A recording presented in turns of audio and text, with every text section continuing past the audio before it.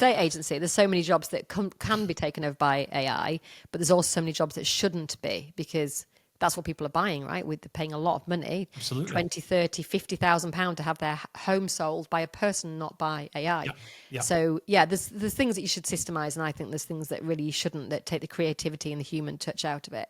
Now, I came to an event that you ran a few years ago called Youpreneur. Yes. In Westminster, was it? Well, it was in It London. was at the Queen Elizabeth Centre, right opposite Westminster Abbey. Yeah. What do you think is the benefit for an estate agent going to an event that's nothing to do with the estate agency? Because a lot of them only go to estate agents events. Yeah. And me and Phil, my business partner, we tend to only go to non-agency events. And I've got my reasons, but I'd like to hear what you think. Yeah, I've got a nice fresh answer for you on this one, because a couple of weeks ago we had our inaugural Long Haul Leaders Summit, and there was a good friend of mine who's also my chiropractor at the event. And he said to me that it was the first non-chiropractic event that he had been to for the best part of a decade. And he said to me, I've learned more about how to build my business in today's world in the right way in the last 2 days than I have done the last decade. And I asked him why he felt like that. And he said, because, he's just a big believer. And I'm also, I agree with this 100%. You don't know what you don't know. You might be really smart. You might be making millions of pounds every single year, but you don't know what you don't know. And nobody's got a monopoly on good ideas or earning their stripes through years of experience, right? And so I think the combination of surrounding yourself with people that you never would have bumped into ever in the walk of life, right? Couple that together with incredible speakers who are genuine titans of industry leading the way from the stage and learning from them from the stage. You can't. If you could bottle that up, you'd have to put it in glass that was unshatterable, because that's how important and how powerful that can be.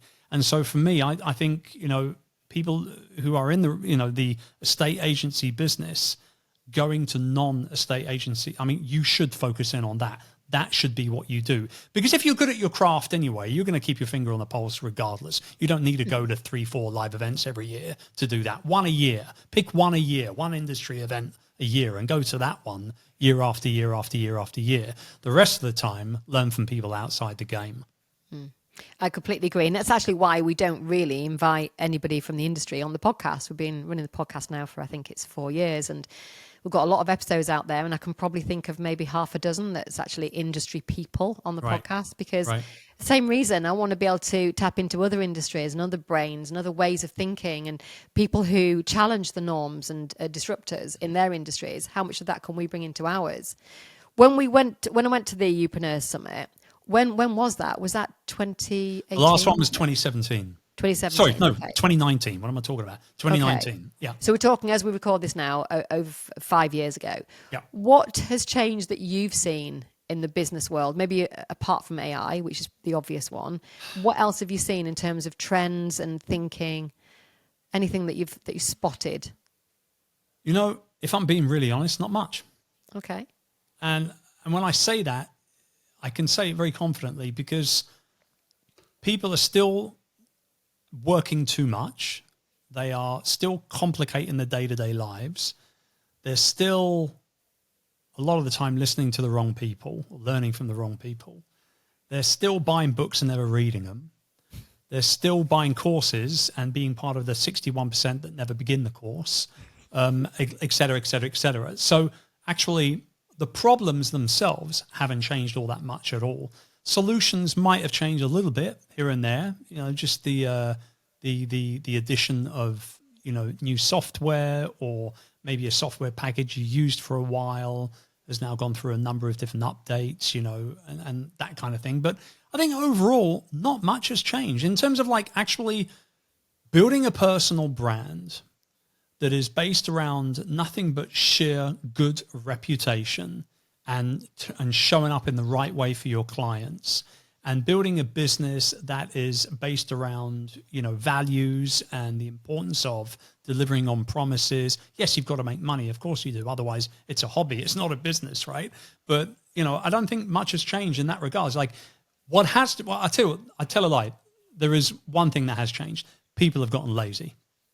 People have always been 100%. lazy, but people have gotten lazier because of AI. They think now that they can have a little chat with ChatGPT and come up with, a year's worth of social media content in half an hour of going back and forth with a robot.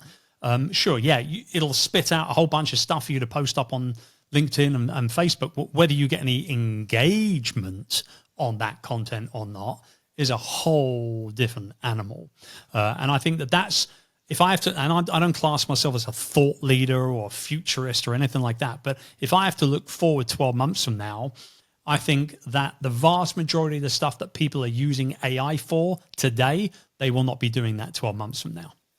That's interesting. Okay. Yeah. I mean, I think you're right. There a lot of the people are using it for content to try and shortcut and, and I've played around with it for content. It is absolutely crap, isn't it? Let's face it. Well, it'll spit something out. Whether it's usable or not is a whole different ballgame. Is it getting better? Yeah, it definitely is.